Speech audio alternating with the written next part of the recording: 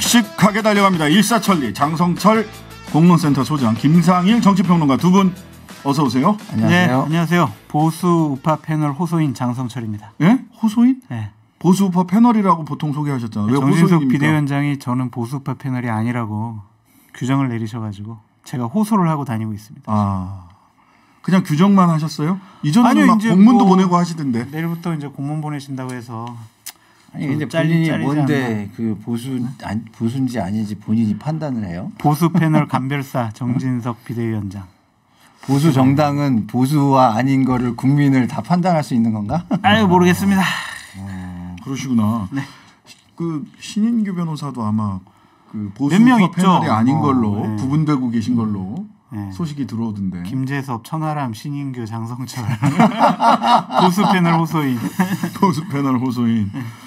아니, 사실 이게 숫자를 맞추게 돼 있거든요. 네. 그렇잖아요. 그럼 이제 방심위에 이런저런 뭐 숫자가 맞았냐 안 맞았냐 이걸 가지고 하는데 결과적으로는 그냥 그게 아니라 방심위의 이 정진석 대표의 규정이 네. 보수파 패널이 아니다라고 네. 했을 때 방심위의 그것이 하나의 일응의 기준이 돼서 네. 균형을 안 맞추고 있다. 그럼 우리 경고받아요 또. 제가 좀 정정을 한다면 예. 강성 보수가 아니지. 친윤이 아니다. 뭐 이런 거. 강성 보수가 아니다. 씁쓸합니다. 제가 참 96년 신한국당 공채 출신인데. 공채 일기죠. 네. 그때 정진석 비대위원장이요. 한국일보 기자로 맞아요. 출입을 했었어요. 네. 그래서 제가 이제 대변인실에서 이렇게 좀 보고 했었는데 참 씁쓸하네요. 오늘 뭐 중앙일보에도 나왔네요. 네. 각 방송사에 시사 패널 공정성을 뭐 요청하는 공문을 보낼 예정이다. 네. 이렇게 나왔네요. 너무 열어하지 마세요. 저도 곧 그러면 국민의힘을 따라서 민주당도 그럴 수도 있어요. 위로입니까?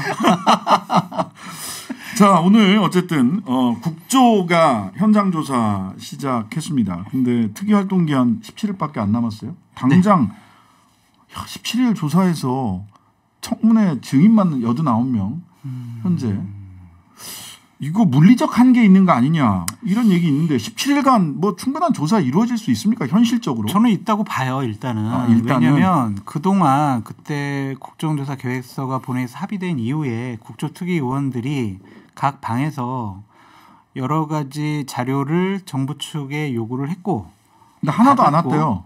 하나도 안 왔는데 온 것도 있으니까 그걸 갖고 이제 분석도 하고 또 여러 가지 자료 수집하고 제보도 받고 그런 식으로 해서 어느 정도 자료는 축적이 되어 있을 거예요. 그래서 기관 방문하고 현장 조사. 저 보수파 패널 해야 되잖아요. 좀 기다려 봐요. 네. 아니 어제 국조특위 용해인 의원 인터뷰를 했는데 진짜 자료가 하나도 안 왔다는 거예요. 용해인 의원실에서 자료 요구를 잘못한 것이 아니냐 이렇게 생각해 볼 수밖에 없고 청문회도 3일 하기로 했거든요.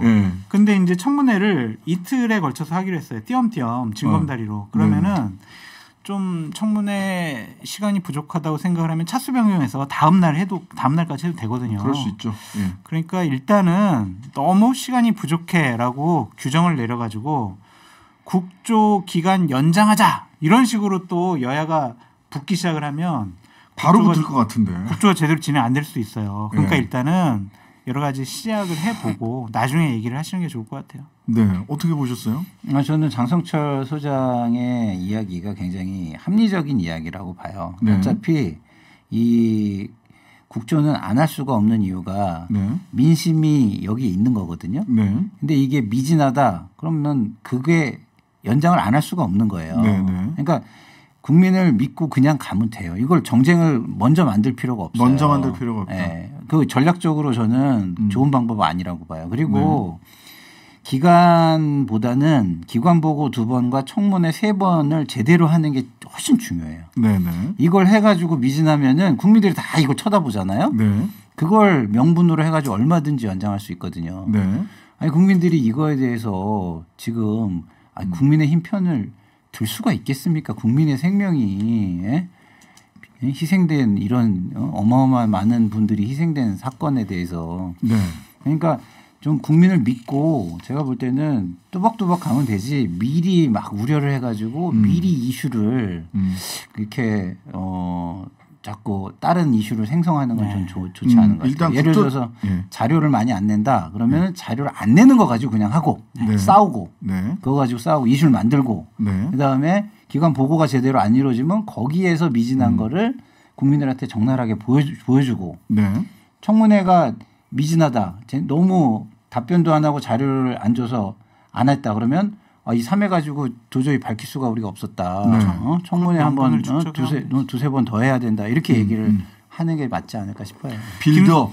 그러니까 빌드업. 명분을 쌓아가는 게 맞는 것 같고요. 다른 것으로 계속 이 국조에 대해서 흔들기 시작을 하면 본질이 흐려질 그렇죠. 수가 있어요. 김상일 평론가님도 뭐 국회에서 보좌관 생활하셨고 국정감사도 많이 하셨는데 정부는 자료를 잘 안 주려고 그래요. 그러면은요 정말 보좌진들이 정말 더 열심히 해가지고 자료를 얻어야 되고 정말 안 주는 데는 저희가 찾아가기도 해요. 기관을 찾아가서 자료 줄 때까지 우리 국장 여기서 안 일어난다. 자료 내놔라. 막 들어눕기도 하고 옛날에 그랬었어요. 그런 투쟁 의식이 더 필요한 시점이다. 그리고 기관 보고 2번, 청문회 3번이면 제가 볼 때는 현장 검증도 얼마든지 할 수 있거든요. 바로 이제 현장 검증 방망이 때려가지고 가면 캐비넷도 다 열어보고 다 할 수 있어요.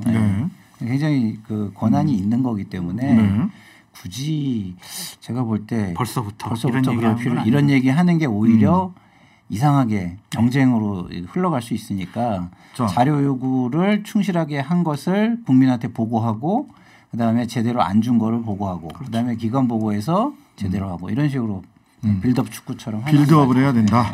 차근차근 또박또박 닥친 자리에서. 자 그런데 이미 정쟁은 오고 가고 있어요.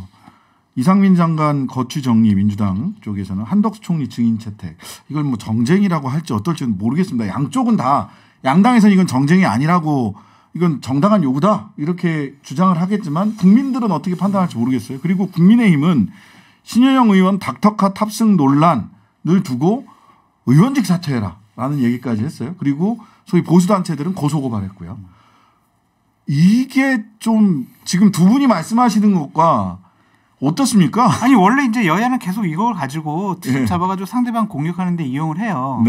신현영 의원은 상당히 좀 부적절했죠. 방금 전에 나온 다른 단독 보도를 보면 신현영 의원이 명지병원에 전화를 해서 나 닥터카 나 좀 탈게라고 먼저 요청했다라는 거 아니겠어요?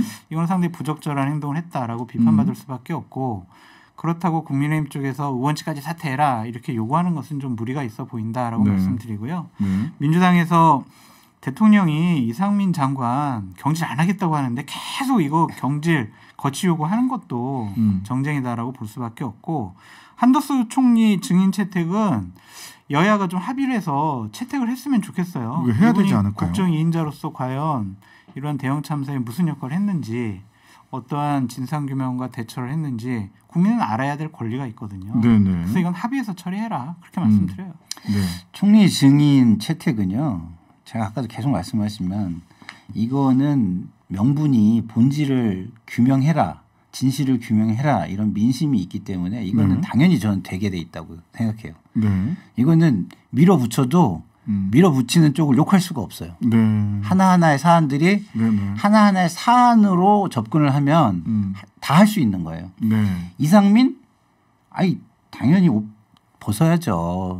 근데 그거를 굉장히 타이밍을 그런 이야기를 어느 때 하는 게 가장 그 유효적절하냐 이런 거는 좀 고민할 필요가 있는 거예요. 예를 들어서 이상민 장관이 저런 태도면 저렇게 아나무인식 태도면 청문회에서 답변 제대로 하겠습니까? 그럼 그때 그런 것들을 모아서 자 물러나라 이렇게 하는 게 훨씬 효과적이지 않을까. 역시 빌드업. 아니, 저는 그렇게 생각해요. 빌드업 김상일. 그리고 그게 맞아 명분을 쌓아가야 돼요. 어쨌든 주의 주장만 하면은 국민들이 오늘 어제 오늘 이상민 장관이 아마 민주당도 그렇고 몇몇 분 시민사회에서 굉장히 또 심기를 거슬렀다 내지는 역민을 건드리는 것 같은 인사를 했잖아요. 어떤 인사했어요? 김순호 경찰국장 시한정감으로 승진시키고 김광호 서울청장도 그렇고 그다음에 정보보고서 만들었던 분도 승진시키고 그러니까 굉장히 비판의 표적이 됐던 분들을 다 승진시켜 버렸어요. 야, 이거 해보자는 거야? 이런 느낌이 든대. 근데 밀리지 않겠다. 뭐 우리가 우리 가는 길 그냥 가겠다 그러는 건데. 예. 아휴, 여야가 이렇게 계속 싸우는 거 어쩔 수 없다라고 생각을 하면서도 참 민망하고 부끄럽습니다. 그러니까 김순호를 치안정감을 시켰다.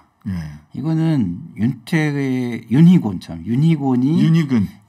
네. 저희 윤태곤하고 친하다 보니 죄송합니다.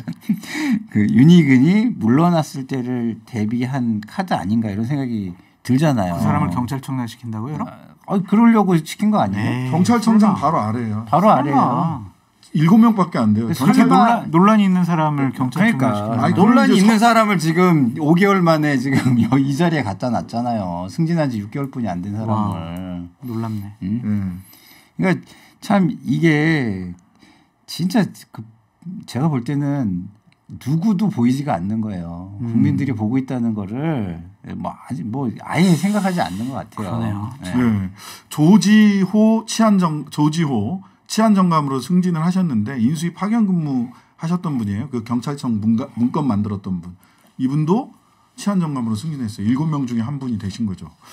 아, 인사가 항상 상상 이상입니다. 저희들의 상상력을 뛰어넘는 인사들이 계속 나와요.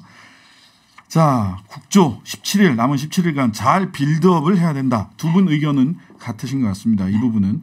그러니까 자꾸 호소인이 되는 거예요. 이런 데서 의견이 같으면 안 되지. 안 돼요? 예, 국민의힘 전대 얘기 하겠어요.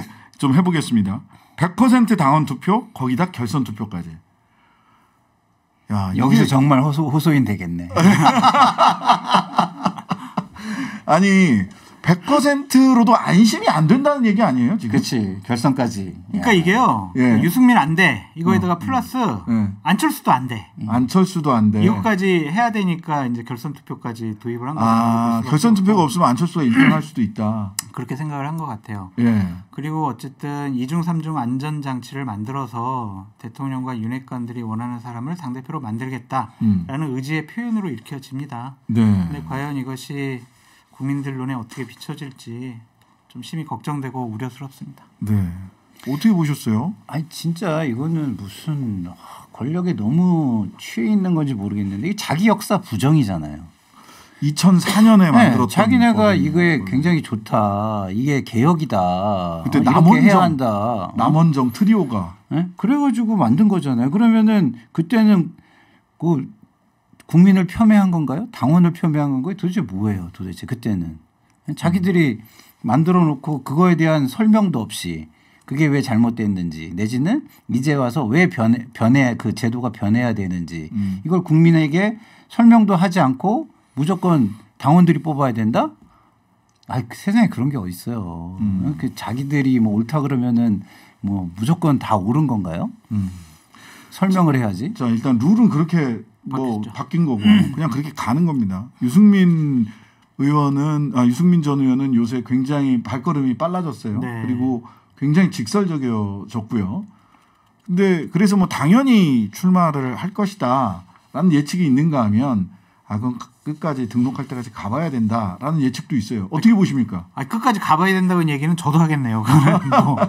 근데 지금 여러 가지 말을 상당히 강하게 하고 있거든요. 짓밟을 거면 짓밟아라. 나는 뭐 꺾이지 않겠다. 난 내 갈 길 가겠다. 이런 식으로 얘기를 했는데 이거는 당연히 출마한다라고 읽혀지잖아요. 만약 이렇게까지 얘기를 했는데 출마하지 않았다라고 하면 유승민 의원 자체가 우스워지는 거죠. 오히려 출마 안 하는 이유를 길게 설명을 해야 될 텐데. 내가 언제 출마한다고 했어요? 막 이러면 우스워지는 거죠. 아니 근데 저는 이건 너무 당연한 것 같아요. 정치인은 정해지지 않은 미래에 대해서 미리 얘기하는 거는 굉장히 어리석은 거예요. 네네네. 자기의 어떤 선택의 가능성을 열어놔야죠. 항상 열어놓는 거지. 이건 뭐 저는 뭐랄까 완호한 같은데요. 가장 기본 같은데요. 그래서 저는 그냥 출마할 거라고 생각하고 정치에 그냥 기본 대답을 하고 있는 거예요. 그러니까 출마를 공식화하지 않는 것은 적절한 판단인 것 같아요. 그쵸. 아직 룰도 정해지지 않았고 그리고 크게 행사로 해야 되잖아. 출마 선언 뭐 이런 식으로.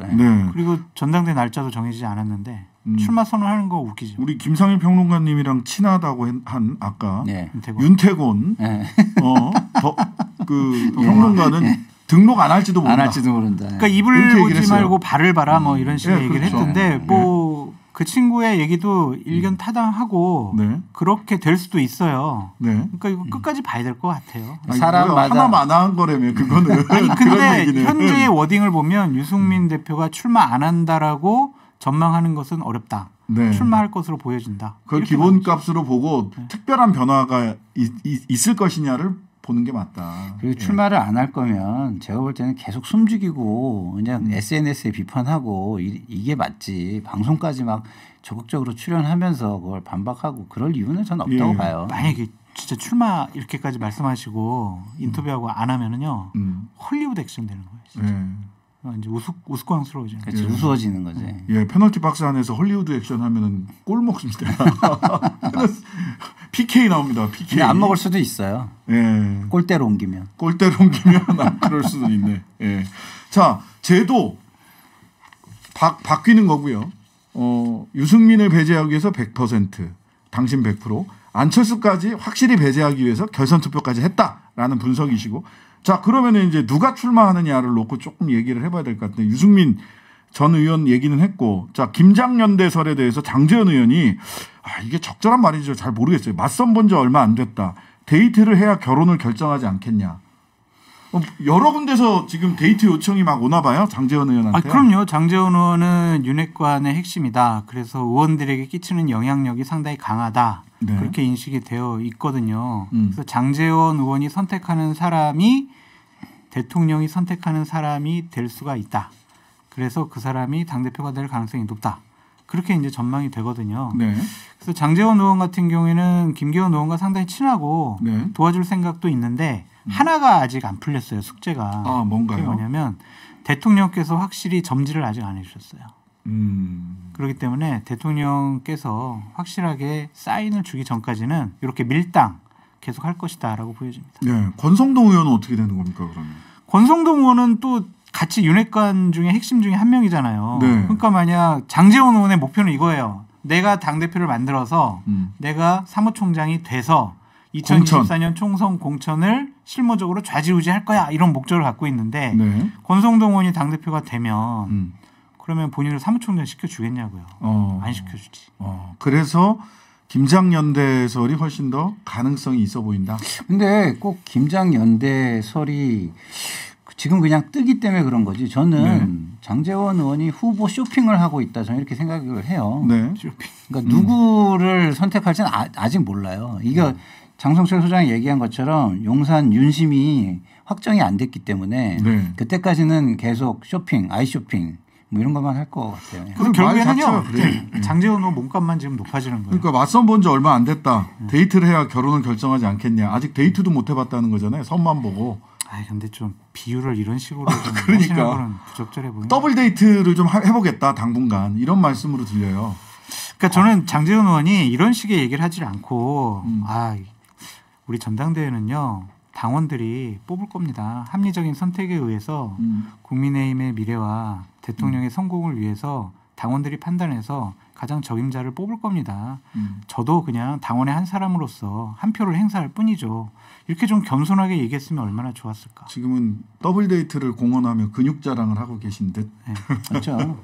좀 안타까워요.